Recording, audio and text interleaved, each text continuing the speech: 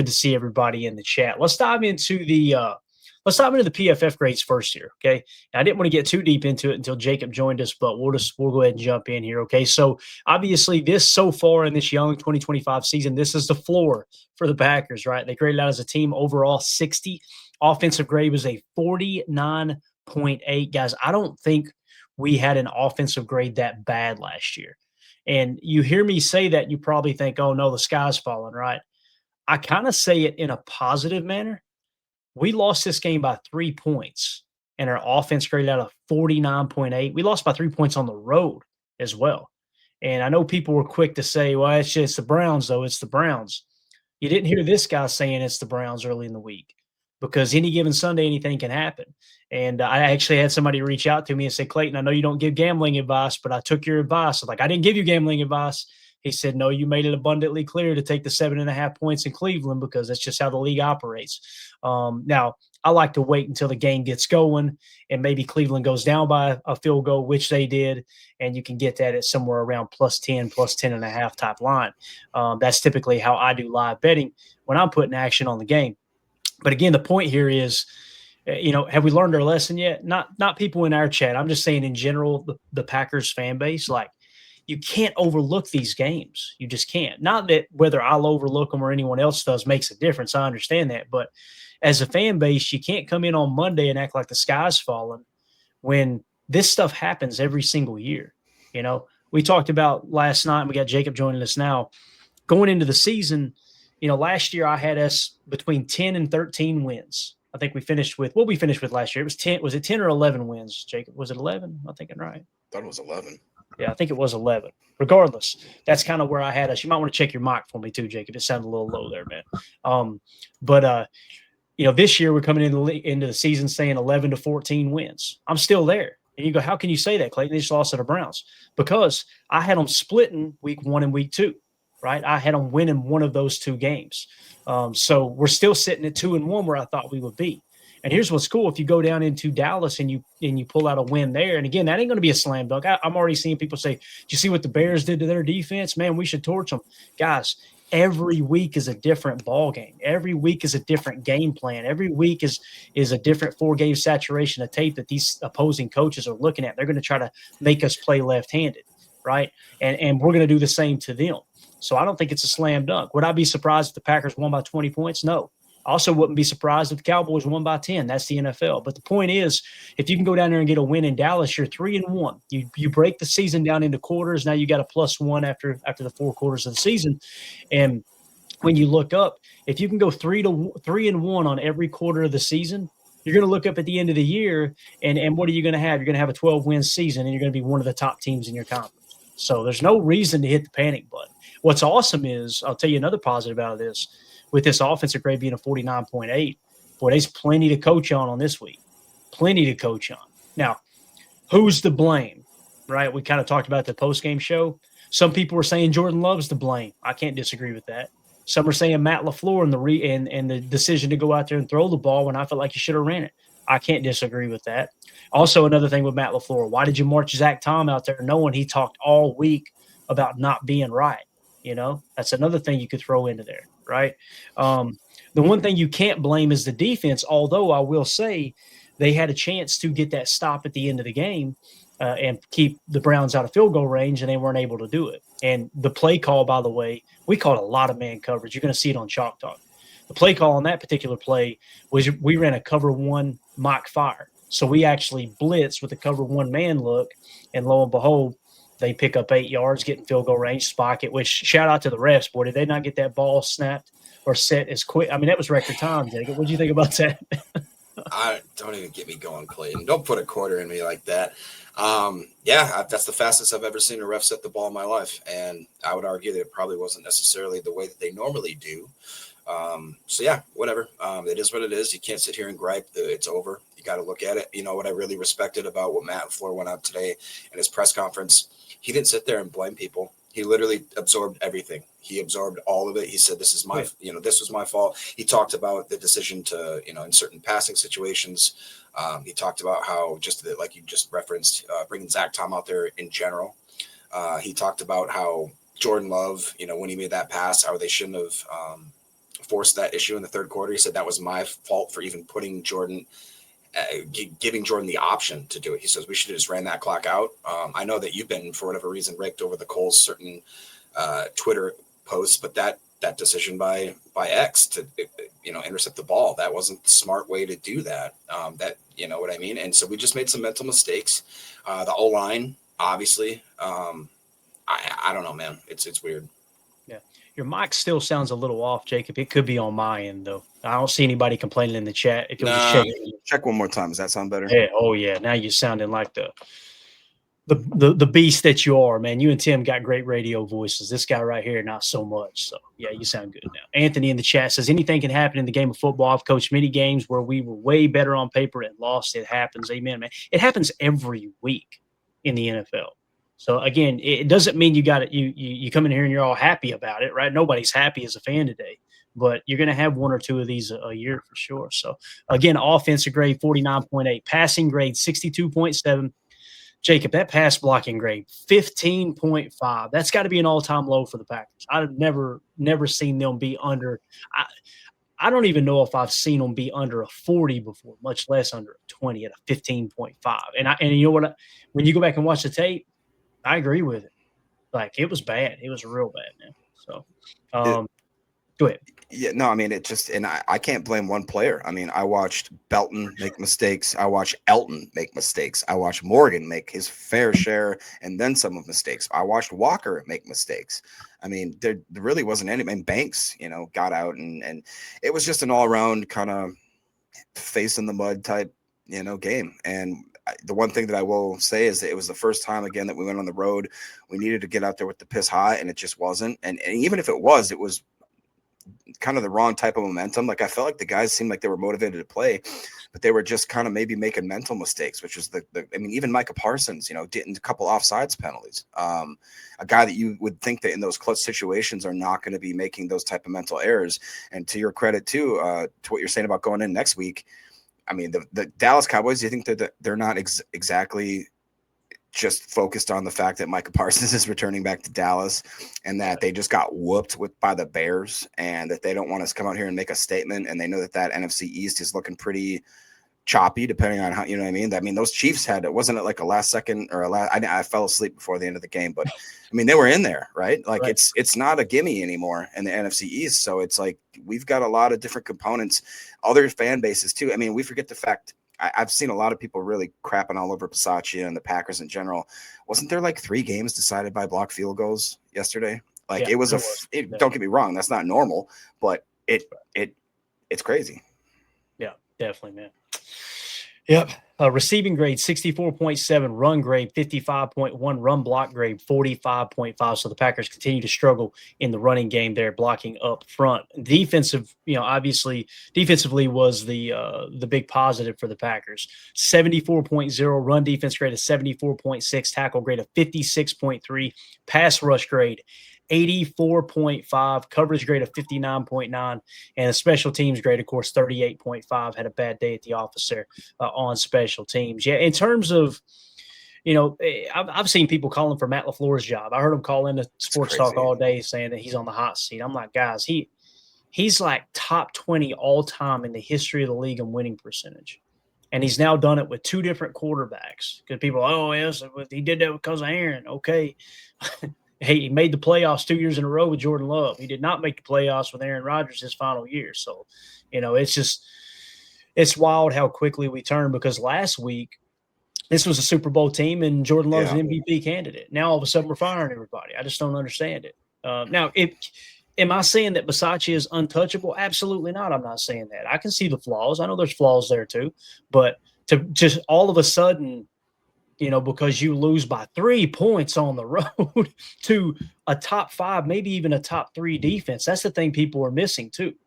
I wouldn't be surprised if we go down into Dallas and we score 40 points. And now what are people going to be saying, Jacob? They're going to be saying, oh, yeah, see, that was just a fluke. Packers are the best team in the NFC. And I'm going to be over going, any given Sunday, that type of stuff can happen, both positive and negative. It's never as bad as you think it is. It's never as good as you think it is, right? I don't know if you saw the Facebook groups today, but they were just – it was toxic, man. It was to the point where I unfollowed with certain groups because I couldn't do it anymore.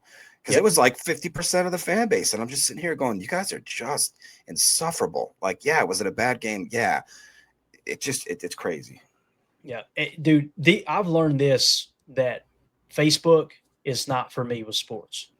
It's the most I mean, it is just between the AI generated stuff and then on top of that, the Facebook groups you're talking about. Yeah. It's just, and what do? Your only defense is to go in there and go, hey, you're wrong. Here's why you're wrong.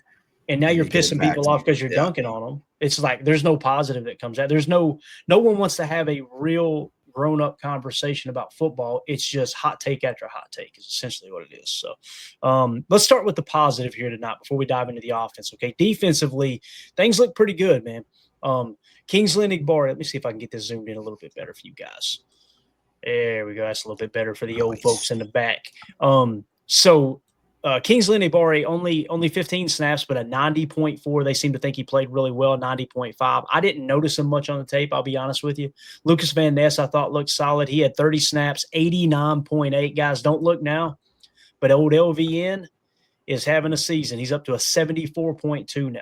Run defense grade 74.9, pass rush grade 65.4, tackle grade 76.6, and we have seen him drop into coverage. 4 snaps now they've dropped him into coverage. So LVN off to a pretty good start. Micah Parsons 82.1. I know he didn't have a sack yesterday, right?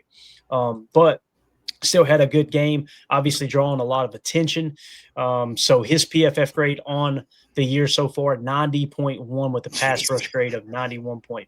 He's just, I mean, that's just steady Eddie right there. That's what we paid for, you know? Right. Exactly what we paid for. And then Quay Walker, how about this, man? Of all the nights for Tim to miss, man, Quay Walker, 66 snaps. They gave him an 81.0. So on the year, he's getting better every week according to PFF. 57.8, 64.3, 81.0. And what's awesome is the coverage grade, 71.9. The run defense grade, man, 80.1. You love to see it. So now on the season, Quay Walker is officially a 70.4. right now. So want to see him continue to string those together. And again, there's a contract that's been offered. It sounds like he's trying to negotiate and get a little bit more. He keeps playing like that. They may have to up that offer, you know. Kobe Wooden, 38 snaps, 76.2. That's a pleasant surprise. Isaiah McDuffie, I thought he flashed a couple times as well, especially in run defense. Yep. Yeah, 72.5 on 22 snaps with an 84.4 run defense grade. Rashawn Gary, 72.1. Obviously, he had 2 sacks in the game. Pass rush grade is 71.5. Tackle grade is 72.1.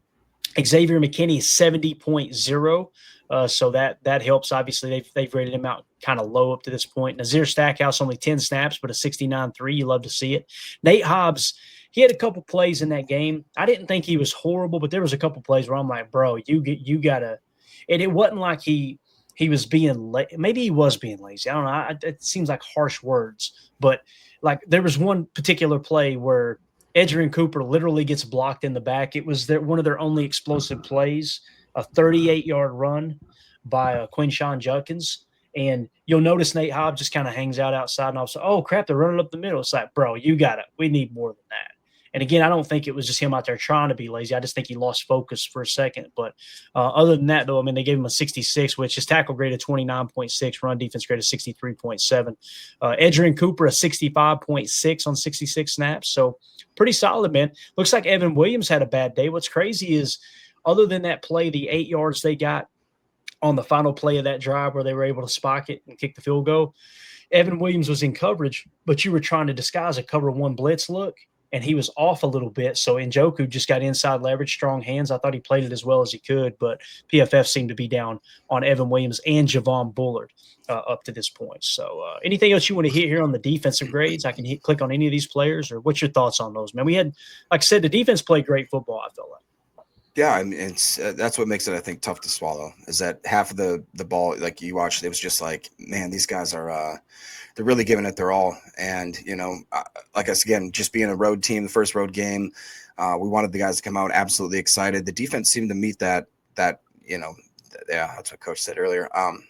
They seem to kind of meet that test. And I think it's really encouraging to see guys like Colby Wooden in 76. You see Nazir. That's great.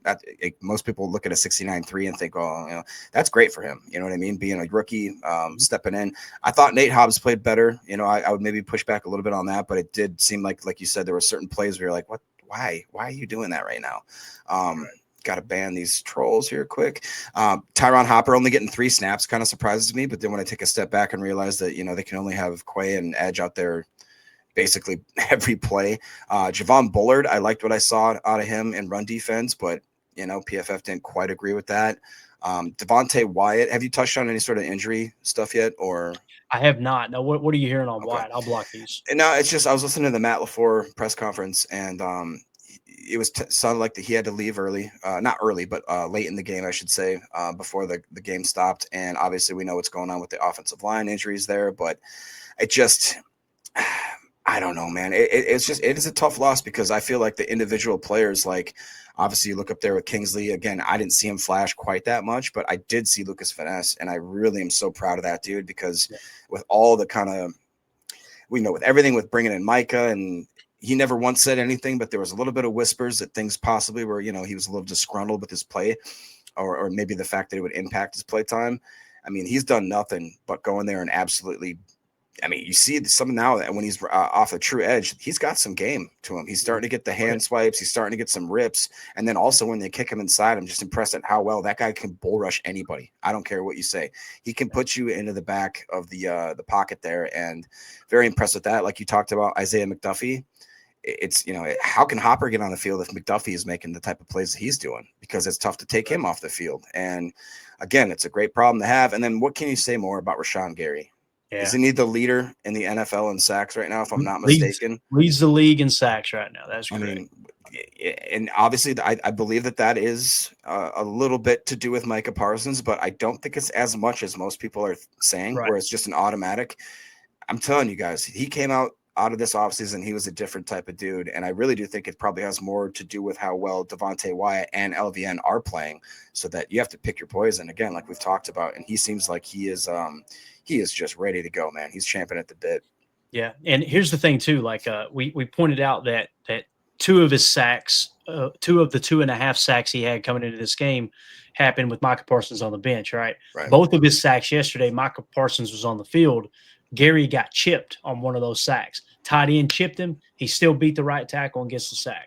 The other one, he had kind of a jam front, if I remember correctly, and he just beats the guy inside real quick, and we had him kind of overloaded, if you will. So, but yeah, I think Rashawn Gary's playing great. The fact that he's such a good run defender, and now he's you're starting to see the sack numbers start to catch up.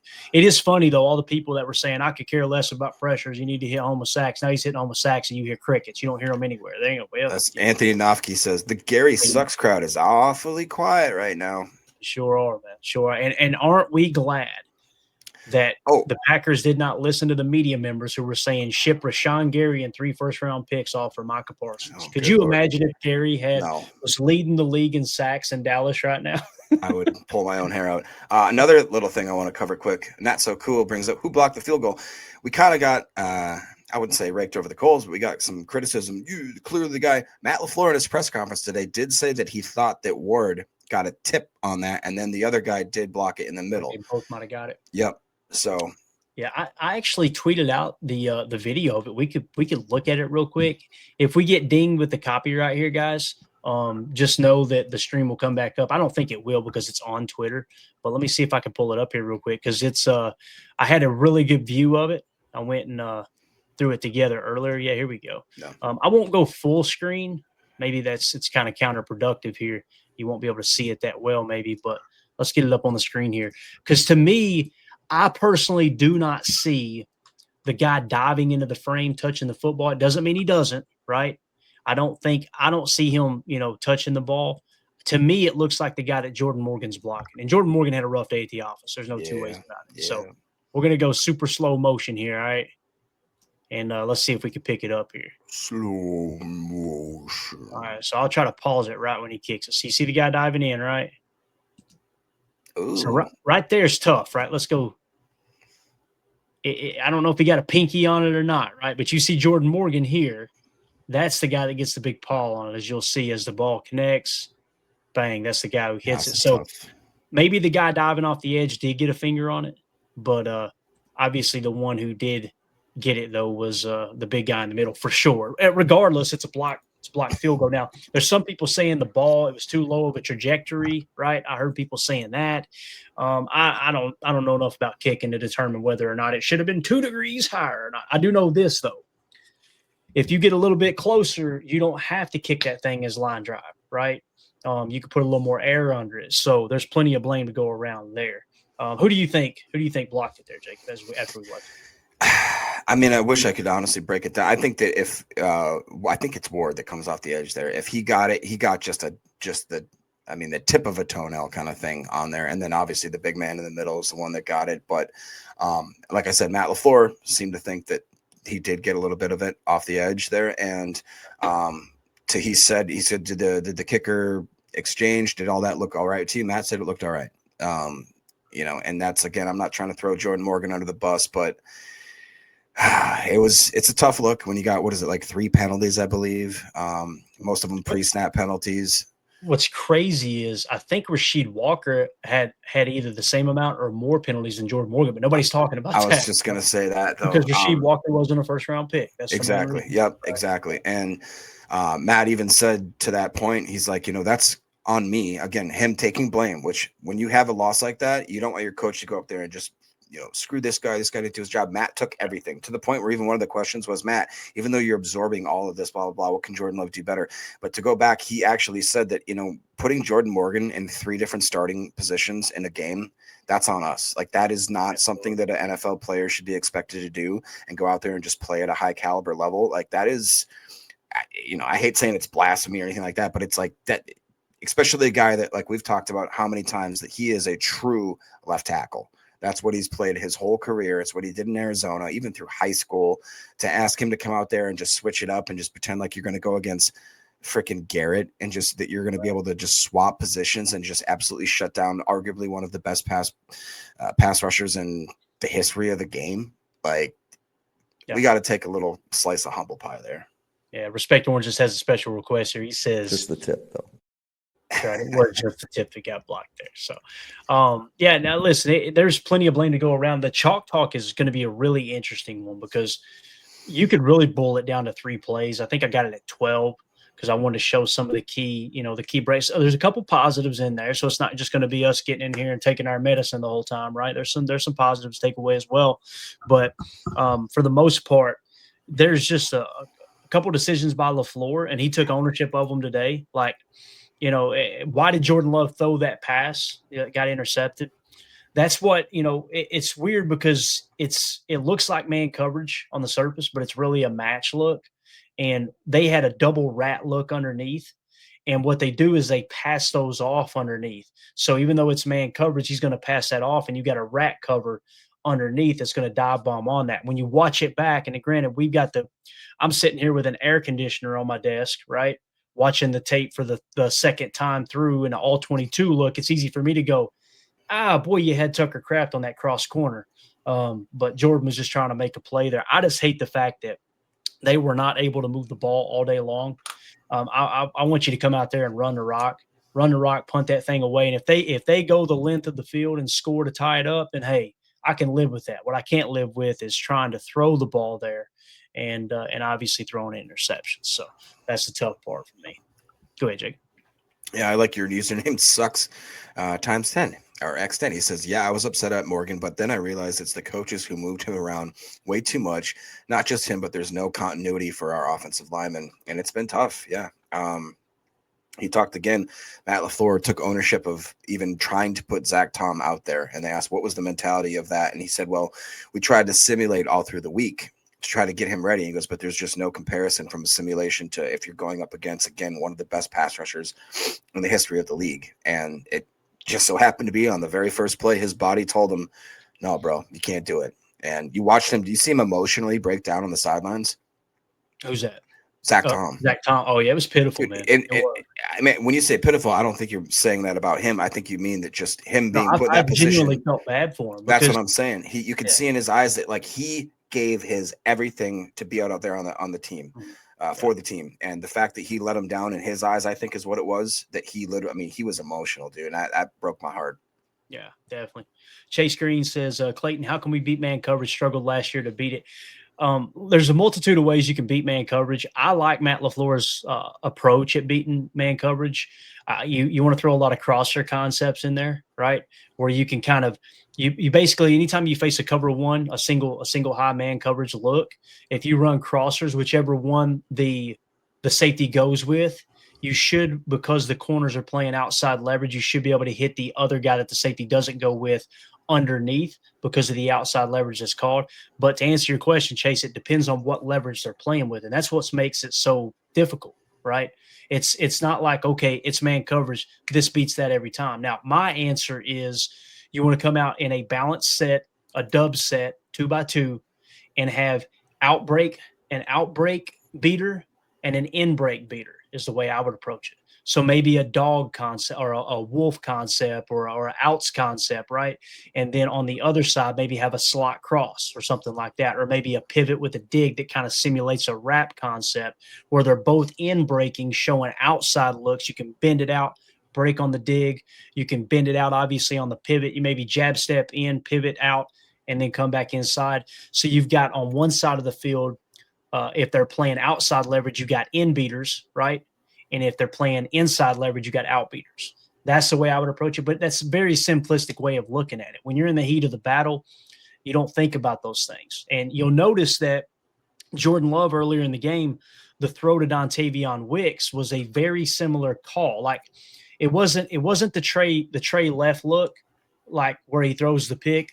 That was a Trey left look. And what I'm talking about is 3 targets to the left side. Okay, they were in the gun. So you had the tight end. This is inside out, tight end and 2 receivers. So the call was tosser, cross corner. Okay, so you had a tosser concept where it's the 1 and the 2 are running slants. And then the 3, which was the Y, Tucker Kraft, is running a cross corner. That's a man beater. So what he's looking to do is get them to commit inside and then turn it into a corner route. Right. It's kind of a hybrid route. So in that situation, what did he do earlier in the game? He went to Wicks, right? He went to Wicks on the slant and he threaded the needle and they picked up like 16 yards and that led to the touchdown that they scored there that we thought, man, that might be enough to put this thing away. So later in the game, what did he do? He came back to what worked earlier. They called a double wrap match and that guy dive bombs on the route and he didn't even read it. That's on Love there for not reading it. Yeah. But it's also on LaFleur for like, hey, you got to understand how the game's being played right now. Like you've got to know Joe Flacco was horrible. I mean, he didn't look good, man. Bro, he could not hit a bull in the ass with a mop. There was nothing within 8 yards of some of the receivers he was throwing down the field. So what's that tell you? I don't know why we kept blitzing him. Like I would have just brung 4, especially on that final drive. Just bring 4 and make him thread the needle with you having 7 in coverage. So when you blitzed, you gave Njoku inside leverage. So that's a little bit on Halfley on that call right there, you know? But again, that you can't blame the defense in this game. You just can't. So there's a lot of things. And I can't wait for Chalk Talk. We'll be able to break it down a lot more. Could I more detail? Pose a question that one of the members had here and just want to get your take on it? Mm-hmm. So B Timmy 10 says, not sure if this was talked about yet, guys, but I don't know what happened, but it looks like Golden could have taken it for 6. Not assuming, but it looked like it. At first, I thought, the momentum, all that, but when you look at the all 22, I'll be honest, it does look like if he was conscious of where he was on the field, which maybe was the reason why he just thought that he was close to our line of scrimmage, or I'm sorry, to the out of bounds line, that he thought, I got the first down. That's all I need. I'm not going to be able to. It did to me look like that if he were able to be a little more cognizant that he could have turned that thing up and taken it. Right. And guys, he's a rookie, That's what I'm saying. And here's the thing. This is not going to be a popular answer, B Timmy. And it's because it's not blaming either person. You could have had a better throw from Love. Yep. And you could have had better spatial awareness by Golden, So to me, there's a little bit of fault on both sides there. But I do agree, man, there's a lot of receivers in the league that are able to make that catch, get turned around, know where the sideline's at, and get upfield and possibly score, right? But again, Jordan Love needs to throw a better ball there too. So, yeah. There you go. Yeah, exactly, right? It's only week 3. And what did we see? We called it this week. We said, hey, this game, Matthew Golden's kind of poised to have a little breakout game. Well, he had his best game to date, right? He had over 50-some yards. I think the projection was 30-some yards. So he almost doubled his projection. So. Soder makes a good point too. That was after, remember, I had that weird random spot of rain too. Great So point. you guys secure the catch, like you said, secure the first down. I completely understand that mentality. It's just when you watch it, it's hard to fathom because you know, right. Hindsight's always 20/20, right? You look back and you look at these little tiny miscues that could have dictated the end of the game. It is what it is, man. Their spam is going nuts. I got you, man. I got him. We'll keep smacking them out of here. Just anytime a game goes live, they fly in here. So yeah, but that's a great point, Soder. And again, man, that's the other thing too with the defense there at the end. I was trying to give a little grace too on that final drive where, you know, I noticed it got kind of cloudy, right, and then the rain started falling, and all of a sudden, as a defender, the last thing you want to do is bust your keister and take yourself out of the play. So you play a little bit more, you know what I'm saying, a little more conservative in that regard. So. As silly as that sounds. Coach Lynn says it looked like Golden tripped right before the catch. I could see that too, Coach. It was something that was just – it definitely wasn't just a clean route catch and I could turn up field and go. But I think that's what we're kind of saying there too. I don't want to say he's ahead of schedule, but I think he's on schedule to be a great receiver. I believe that. Everything we've seen, the separation, we talked about that leading up earlier in the week. I just want to tip my cap to Tucker Kraft. And I don't even know. I haven't even looked at his grade. Maybe it was horrible. I don't know. We'll find out here in a second when I get it pulled up. But the fact that dude went out there on that sore knee, and then what did he do at the end? I actually put a tweet out. Like when the game's on the line, think player, not play. Jordan Love hit him on a leak route. And he turned it in a 16-yard, sacrificed his body, got his legs taken out, landed right on his face mask. And it's like that should have been enough to win the game. So I tip my cap to Tucker Kraft going out there.